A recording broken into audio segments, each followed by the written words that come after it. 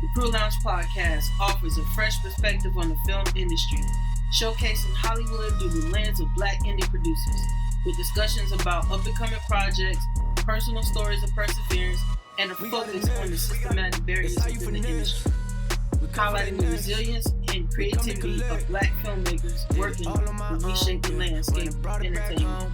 So pictures up, fire on set. What up? What up? What up? What up? What up? What up? Welcome to the Crew Lounge. All right, this is going to be a new podcast that we are kicking off. We're going to talk about the ins and outs of Hollywood as we know it, just because we are starting out ourselves, and so we thought it'd be really cool to kind of come from the mindset of like we know some stuff, but we haven't all the way gotten to everywhere we want to be. So thank you for kicking it with us here in the Crew Lounge. My name is Charmaine Johnson. I go by Shay, and this is my wonderful host here. My name is Gabby J, and sometimes I go by Gabby, sometimes I go by J, but we here. Yeah, we here. You know what I mean? So we want to give you that outlook from minorities being in the industry, women being in the industry, trying to make it, trying to shoot our shot, trying to kind of create new stuff, and let it be seen and tell really interesting and cool stories. And that's kind of like why we started the Crew Lounge, because we felt like our voices weren't really out there. Yeah. Like our voices weren't really, like our experiences in terms of being in the industry weren't really out there. And there's a lot of us out there. You know Absolutely. what I'm saying? There's a lot of us Absolutely. out there trying to do what I might have, a cousin or a friend or somebody else that might have like said like, hey, I want to direct a film one day, and I want to go to LA, and I want to do this, and I want to do that. And how is it, what's it really sounds like? so good. Yeah. So this is like coming from the mindset of like, we talking to our homies, we're talking to our cousins, we're talking to people that, don't know anything about Hollywood in general. You know what I mean? And they're like, what is it like for people who look like us? Yeah. What is that like for us? Yeah. You know what I'm saying? And also, too, we want to be able to shed some light on people who like us that are doing this stuff. Facts. You know what I mean? People of color that are doing things to kind of try to move the needle, doing things to kind of put stories out there, because again, people don't always see the hype. They don't always see us trying to climb the ladder. They see, some of the big names out there that have already made it. But this is kind of like, we're inviting you on the journey to making it. Basically. And I mean, to be honest, there are a lot of different variables, when it comes to navigating your way through this industry and making it looks different. I feel like for everybody. For real. And I feel like the general public has this idea that, making it is the big blockbuster, Marvel movie. But there are so many independent movies out there. I know when I was growing up, just the stuff on BET, the stuff on VH1, like played and what was one with Beyonce? Carmen. Carmen, directed by Robert Townsend. The musical. Yeah. And I know everybody do not like that. I know a lot of people are like, oh, that's trash. Yeah. But at the end of the day, it still made it to TV. It still had huge names in it. You know what I'm saying? Mos Def, Beyonce, Mekhi Phifer. Yep. And if I'm directing, with them, then I feel like, I made it. Yeah. Like, you know what I'm saying? You know what I'm saying? It's subjective. It may not have been a huge theatrical release, right? And, right. or gotten an Oscar or whatever the case. But guess what? That person made it. You know what I'm saying? That person is doing what they love and getting paid for it. Absolutely. That is and distribution. Like, so that those are the different variables all the time of like people making it. And there's so many different variables when we talk about people working in the industry. Absolutely. You know what I mean? Like maybe to make it is to be a supervising producer on it. Yeah. You know and a lot of people don't even know what that is. They don't know what that is. So a lot of people think, especially if they're coming from out of town, like we said, I'm from Cleveland, Ohio originally, and I have a lot of people back at home who dreams were to Right. come out here and do something in the entertainment industry. And when you thinking that the only 2 jobs is acting and directing, you know, then it's like, oh, well, either I'm gonna be a director or actor, or I'm just not gonna do it at all. When, like you just said, you could be a, unit production manager, you could be a script supervisor, you could be just a production manager in general, grip. Like, there's so many positions behind the scenes that a lot of people don't know about. So they feel like, well, if I'm not directing, if my name ain't on something, then I'm not doing it. Like, but it's like this is a career, it's an industry with a lot of different positions, a lot of different roles, even going into like accounting and things like that people, it's not glamorous. It's not like the shiny thing to do, but it's people get paid. It's a stable gig in the industry. And like that could be somebody's making it for real. So, and then, the thing is also, I also worked in education. All right. So I was also a film teacher. I still am actually. I'm a film professor of film as well. So, but like I was a film teacher to high school students at once upon a time. And I remember them coming in and them saying like, I don't really want to do the camera. So I'm just gonna kind of like sit and like not really do anything in the back of the classroom because I don't really like cameras anyway. And all that stuff. But I'm like, there's so much more to the industry than just the camera. And a lot of people think that. My bad to cut you off.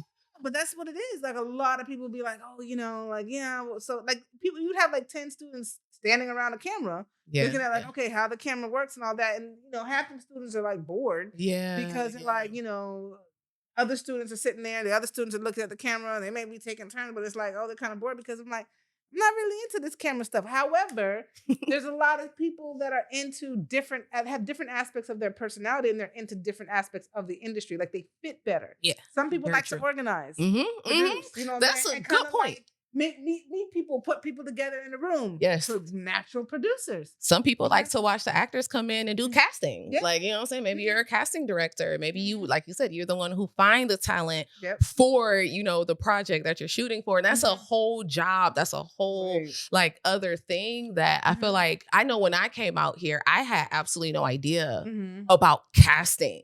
Like the numbers, like we need this to make the movie. Exactly. I didn't know it was I didn't know it was a whole position. I didn't know that it was necessary for, bigger productions or like just in general. So it doesn't have to be a big production. And I think that is the point of this podcast is, like Shay said, we are coming up in the industry, but we're not green. Like, what I'm saying? We're not novices any longer. And so there are so many different levels and stages and like we said again, just different points in the industry as far as making it, what that looks like, what it consists of. It's just, like I said, it varies for everybody, but there's a lot of people out there who don't know that casting is a thing, doesn't know about script supervising. I'm pretty sure a lot of people don't know what a script supervisor is. There we go. I literally, and the people don't know this. We're going to talk about this, but I legit did not know what that was when I came to interview for the production coordinator role. And he was like, "Yeah, you could do. Maybe we see you better as an AD assistant director." And I'm like, "Okay," but in my head, I'm like, "What is that?" Like, and I went to college for this shit and everything, and so it is. There's a gap in information. And I feel like certain parties in this industry benefit from that. And we are just trying to, let you guys in on the middle, the gray area really going on of this. Let you guys know how to really kind of, navigate. Yeah. You know what I mean? Yeah. And yes, that's where we're coming from. And I feel like it was interesting because that kind of segues into like how we met. How we met. So, and just a little bit also just, I guess we'll talk a little bit about ourselves as well, and then we'll bridge the gap of how we met. But so yeah, I started in the business way back in the day doing like news stuff. I actually started in news, which was weird. Wow, that's crazy. I did not know that. I started at local news affiliates. I'm from South Florida. All right, so like Palm Beach area, or not. No, let me not say that. West West Palm Beach area, because Palm Beach has a whole different connotation. But which is like, an hour out from Miami, you know what I'm saying? So I'll give you an idea. And I started, I went to school to get my bachelor's in communications. I really wanted to do film, but the school I went to, like FAU, shout outs to them as well. But it was also more so broadcasting and stuff. So I did that, and then I interned at like the Fox affiliate, NBC affiliate, the PBS affiliate. I interned the PBS affiliate for a little while. But I realized I didn't really want to do the news thing. I wanted to go out and do like more different creative productions, So I did some music videos here and there, but things didn't really start popping for me until I started to do the web series that I did. All right, it was called The Lovers and Friends Show. It got distribution. It's a big fucking deal. Yeah. That's what we're gonna say. That's what we're gonna say. But yeah, that's fair, So but the truth of London, that is true. So that opened up a lot for me because it taught me how to run a set and run a production on very, very, very, very limited funds. And so we were able to get on Netflix once upon a time. We started when they actually had the DVDs for Netflix. I'm totally dating myself at this point. You know what I'm saying? Like this was 2009, whatever. But crazy. But it allowed me to travel. Also, I want to shout out to our producer, Tay Daz, that hopefully she'll. Right, yeah. We need some applause for that. We've been we've been around that time. Around that time is when we met and started doing all that stuff. So we do productions, all three of us. We do productions together and everything. So shout outs to Tay Daz. Big ups. Big ups. But yeah. So it taught me a lot. I would say it definitely taught us a lot in terms of how to manage people and how to manage a set and how to do things and how to create. And it was a kind of a cycle of shoot, create, or shoot, write, shoot, edit, and to do it in kind of like a fast, span of time. So it was good and we learned a lot, and then we did some other stuff together. We did the LA version, and that became successful moderately as well. And that's actually where we met on the LA version. But I'm gonna give it to Gabby to do her backstory. We'll catch up on that point. But yeah, so thanks for the assist. Yeah, so I mean, my background really is I just remember being a kid and watching Making the Video. And that was a fire show. Yes. Fire show. And that was the first time that I seen or that I realized that there's a crew behind the camera. As of course, I feel like when we're kids, we all think that like the things are happening in real time and they're like cutting in real time, you know what I'm saying? Just ridiculous stuff. And when I seen that, I was like, oh, so I could, because I never like wanted to act. I never wanted to be in front of the camera. But it was like, I don't know why I'm doing this. I'm like being in front of the camera. I'm doing this because we need this to be done. It needs to be done. It needs to be done. Better than us, right? That part. And so once I seen that, there were people who were putting everything together and the illusion that they created on the show, it was just really attractive to me. Right. And I had the opportunity to work on a Nike commercial with LeBron when I was 15. And that shit like changed my whole like view on like filmmaking and how I had to like, dedicate my summer basically in high school to, work on films and stuff or whatever. But that was really like the key for me. That was really like what solidified it for me and was like, at 15 years old, I was just telling my mom, I'm going to school for this. Like, she wasn't with it at first. It was like, you're not about to waste my money going to school or nothing like that. I love you, Mom. I love you, Mom. No same thing. No shame. But yeah. It was like, you're not about to waste my money doing that. But eventually she came around and I studied it in undergrad as well. And after that, I moved to California with my wife, who attended USC. Go Trojans! I've always been a big SC fan, so that just worked out for me. But that brings it back to where we met. So it was funny because it was. I'm gonna be very yeah for what I say, but see, this is when we need to send them to the Patreon to get the scope of the scoop, but we gonna get in the edited version today. Right here. Right. So we were casting for Lovers and Friends LA. Actually, we were about to start shooting, so we weren't casting. This wasn't a casting thing. We were looking for production coordinator, I believe, in order to kind of get things going. And I remember we were there, me and Tay, whatever, and we had this interview that we had first, and yeah, it was a good interview. The aesthetics were there. Let's just say, aesthetically. That's a good way to put it. Yeah, it was a good interview. We were like, okay, we can see ourselves working with this person and so on and so forth and all of that. And, and then we had Gabby and, she was late. And so we were like, okay, she was our last one for the day, right?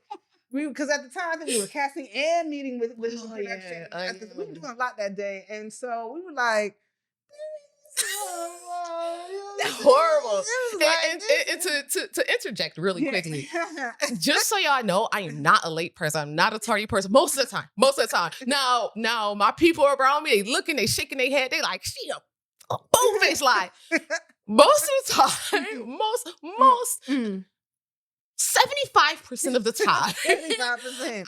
especially when it's like an interview, if it's like a first impression, like I'm always early. Like, you know what I'm saying? That whole basketball, if you on time, you late. Like, I'm always early. That day. Not that day. Man. And it's crazy enough, that was the one time I was going to an interview with my wife, and I, messing around in LA. I was still super new out here and got turned around on the freeway. And if anybody know anything about new or LA highways, a lot of the times you get turned around, it's a wrap. Like, that's an episode onto itself. Like, that's a whole season. 105 to 65. Anyway, yeah. And so I missed my exit, and it added like 25 minutes to the, like I was gonna get there just right on time, and then it added 25 minutes after I missed my exit, and I was like freaking out, telling my wife like, I'm just gonna go home, like, because I'm so embarrassed because I'm so late. Like, this looks bad on me, like, And she was like, just go, you never know how it could turn out. Like, it might work out in your favor. And when I got there and I seen Tay come to the door, I'm like, oh, thank you, God. She's black, she a stud lady. Like, oh my God. I'm like, hopefully she can she hold it down for a player, POP, hold it down. We was already thinking about the last one. That's the thing. We was thinking about the last one. So that didn't work in your favor when we saw you. That did not work in your favor. And so this is both sides. I'm just saying. Either way, I'm happy it worked out. But I'm sorry, go ahead. No, but because that's the thing. Like we was like, because we in our minds we had already hired the girl previous to her coming in. We already in our minds it was like, why are we here? We gotta go. Yeah. We got to go. So late. Waiting, and then this little show up.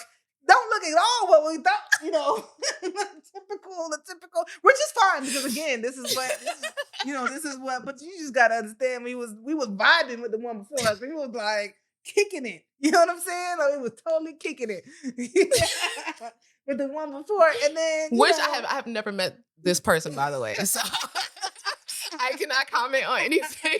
But Patreon. Yeah.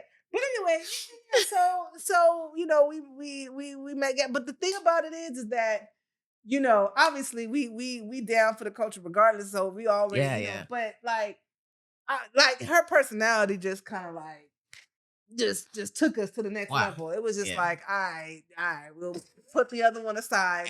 You know what I'm saying? We're just saying a lot. We're just saying a lot. Because everyone was hitting a lot of things. I'm sure that person was on time. Yeah. You know what I'm saying? But that was God, man.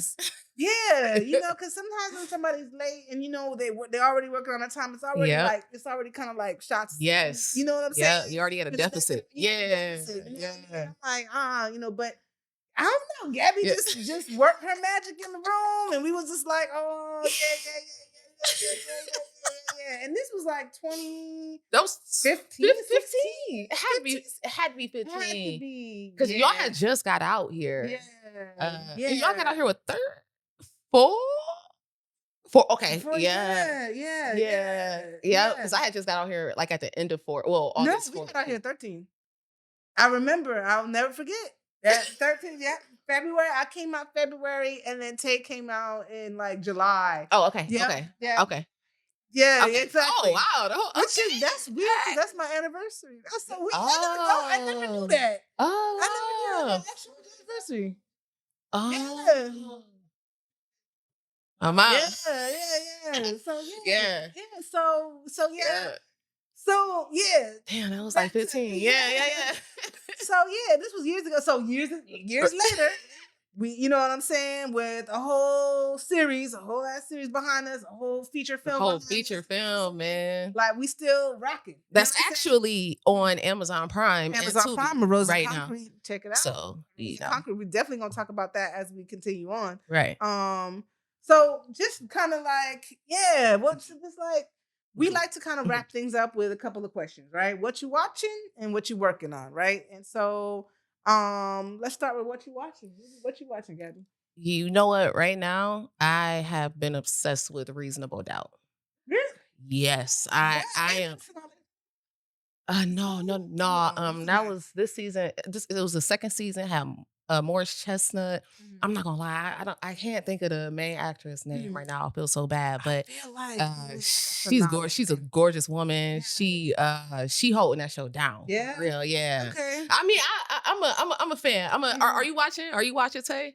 Mm. Okay. Yeah, I've been obsessed with Reasonable Doubt for some. I think it's because it's election season. I've been like on like the kind of law shows or whatever. So yeah.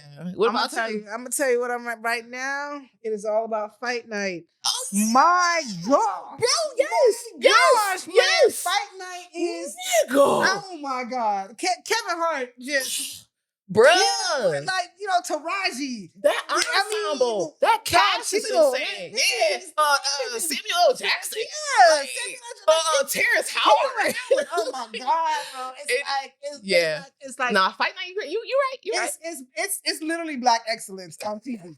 It's literally Black excellence hands on down. TV. Hands down. I'm not gonna lie. It just keeps getting better and better and better. And at first I wondered where it was going, but the twists with the turns and and I haven't finished it. I mean, I finished it. It's so good. Oh my God. It's so good, man. So that's tune in to Fight Night. How could I forget Fight Night? Yeah, Fight Night is my thing right now, because Power Ghost gone off. So it's something that's like a little edgy in my life. I was about to say little, because like Taraji definitely gives it that like, it's a singer who's in it too. No, there's so many people. Yeah, but I feel like Taraji body the role. Kevin Hart. Not to like her. No, for real. You don't really know what to do with her. They broke the fuck out her character. Oh yeah, like because it's like she's so real. Yeah, like, it's not. She. And then the wife. Man, come on now. Come on. And then how did you feel about David Banner's performance? Oh my God. Like, my God. Love to hate him. Love to hate him. I did not know he had those chops. Yeah. I did not know that. Bro, I'm telling you. And I just felt like nobody... I feel like they worked so well together. Nobody like stepped on each other. That's how I felt watching it. Even kill. It really did. Like everybody had their moments. Everybody had their shine. It wasn't like, like they just playing backup to this little character. Yeah. Terrence Howard, even though his character is a backup to Samuel L. Jackson, he is not my nigga. A backup. And it's like, how do you do that? How do you write that? He ain't playing second. He ain't playing second to nobody playing second to nobody. And it's, nobody's playing second, and nobody's stepping on each other's toes. It's like there's a lot of confidence. Everybody knows who they are, and then I just feel like it was just written so damn well that, like you said, everybody got their shine.